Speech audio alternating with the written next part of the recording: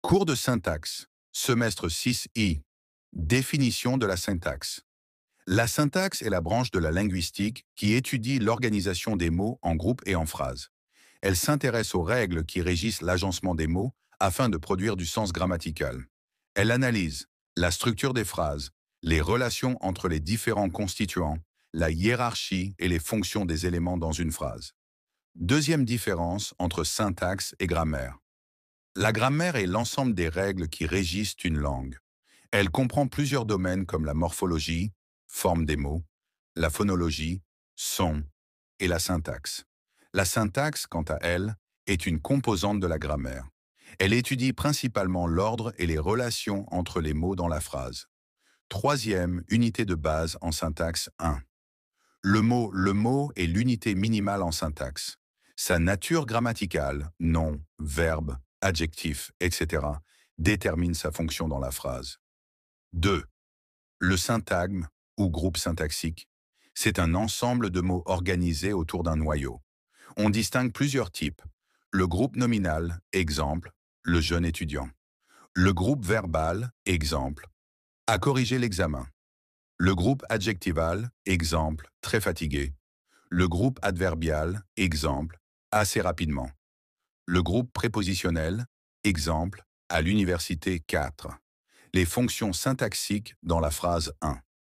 Le sujet, c'est l'élément qui accomplit ou subit l'action exprimée par le verbe. Exemple. Le professeur explique la leçon. 2. Le prédicat. Il indique ce que l'on dit du sujet. Il est souvent constitué du verbe et de ses compléments. Exemple. Le professeur explique la leçon. Troisième, le complément d'objet direct et le complément d'objet indirect. Il complète le verbe. Exemple. Elle lit un livre. Complément d'objet direct. Elle parle à son frère. Complément d'objet indirect. 4. L'attribut du sujet ou de l'objet. Il exprime une qualité ou une caractéristique. Exemple. Cet homme est intelligent. Attribut du sujet. Ils ont nommé Marie déléguée. Attribut du complément d'objet. 5. Le complément circonstanciel. Il apporte des précisions sur les circonstances de l'action. Temps, lieu, manière, cause, etc. Exemple. Il parle avec calme. Il travaille le matin. 6. La position, l'épithète et le complément du nom. Ce sont des fonctions internes au groupe nominal. Exemple. Paul, mon voisin, part bientôt. V. Type de phrase selon leur structure 1. La phrase simple. Elle contient une seule proposition indépendante. Exemple. Il étudie sérieusement. 2. La phrase complexe. Elle contient plusieurs propositions liées entre elles par différents moyens. Par coordination. Exemple. Il étudie et il réussit. Par subordination. Exemple. Je sais qu'il vient. Par juxtaposition. Exemple. Il pleut, je reste chez moi. Sixième, analyse syntaxique. Première, analyse en constituant immédiat. C'est une méthode qui consiste à découper progressivement une phrase en groupes plus petits. Exemple. Le petit garçon mange une pomme. On identifie deux constituants principaux. Le groupe sujet, le petit garçon. Le groupe verbal, mange une pomme. 2. Analyse fonctionnelle. Il s'agit d'identifier les fonctions syntaxiques de chaque élément de la phrase, comme le sujet, le verbe, le complément d'objet, etc. Troisième, la structure en arbre.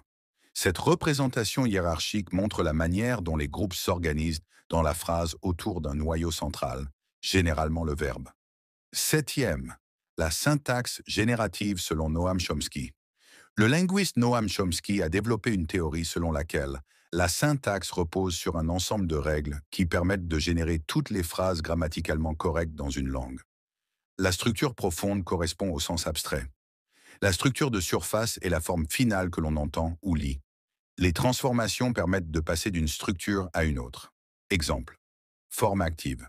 Le professeur corrige les copies. Forme passive. Les copies sont corrigées par le professeur. Huitième problème. Syntaxique en didactique des langues. Dans l'enseignement des langues, certains phénomènes syntaxiques posent des difficultés. L'ordre des mots, qui varie selon les langues.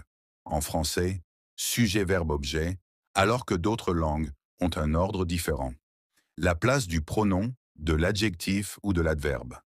l'accord entre le sujet et le verbe, la compréhension et la construction des phrases complexes. Neuvième enjeu et objectif de l'étude de la syntaxe au semestre 6. L'apprentissage de la syntaxe à un niveau avancé vise plusieurs objectifs. Mieux comprendre la grammaire des langues, notamment dans un contexte multilingue. Développer les compétences en analyse linguistique et grammaticale. Appliquer les connaissances syntaxiques à des domaines pratiques comme la didactique, la traduction ou la production écrite et orale. B. La mise en emphase. Elle sert à mettre en valeur un élément de la phrase. Exemple. C'est Paul qui a téléphoné. On insiste sur le sujet.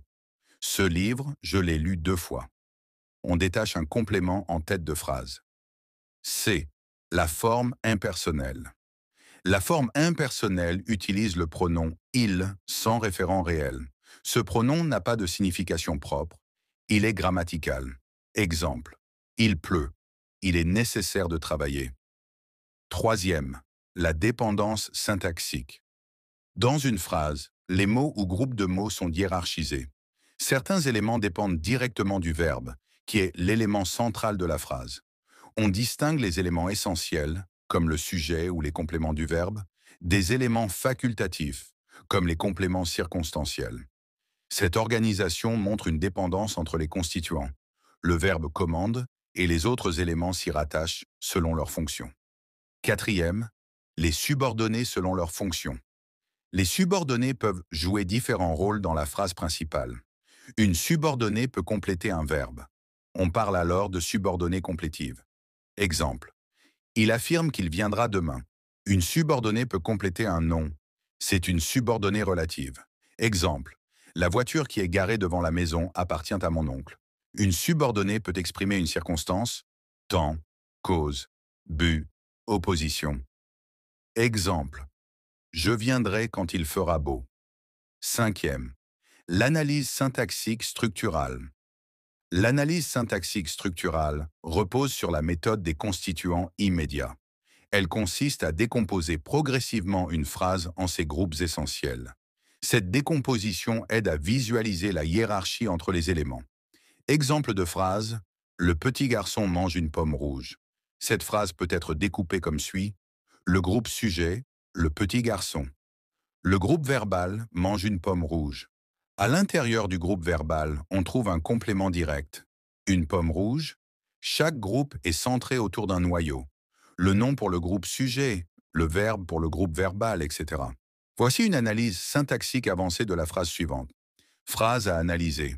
Le professeur est parti avant que nous eussions compris. Nonobstant, demain, il pouvait nous réexpliquer suffisamment. Premier. Type de phrase.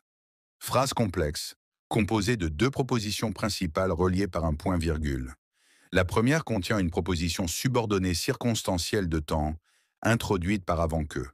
La seconde contient des compléments circonstanciels et un verbe à l'imparfait de l'indicatif « pouvait ». Deuxième analyse par partie. Première proposition principale 1. Le professeur est parti avant que nous eussions compris. Le professeur, groupe nominal sujet est parti, verbe pronominal à la forme simple, passé composé, noyau du GV avant que nous eussions compris.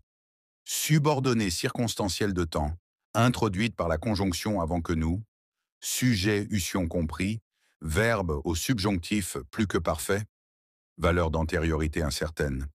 Fonction. Avant que nous eussions compris, le complément circonstanciel de temps, nous eussions compris un âme subordonnée complétive, temporelle, avec nous sujet et compris comme participe passé. Deuxième proposition principale 2. Nonobstant, demain il pouvait nous réexpliquer suffisamment. Nonobstant, connecteur concessif soutenu, équivaut à cependant, néanmoins, demain. Complément circonstanciel de temps il, sujet pouvait, verbe au conditionnel, imparfait selon l'intention, ici imparfait, nous réexpliquer, verbe à l'infinitif avec pronom personnel, objet indirect suffisamment, adverbe de manière fonction, nonobstant, marque une opposition ou concession de main, complément circonstanciel de temps, il pouvait nous réexpliquer suffisamment, à la proposition principale indépendante. Troisième, résumé des structures. Structure globale, Proposition principale 1. Le professeur est parti, super temps, avant que nous eussions compris. Nonobstant, demain il pouvait nous réexpliquer suffisamment. Deux propositions indépendantes, séparées par un point-virgule. 4. Analyse logique. La première proposition exprime une frustration temporelle. L'action du professeur est antérieure à notre compréhension. La deuxième introduit une compensation ou espoir futur, malgré le départ initial.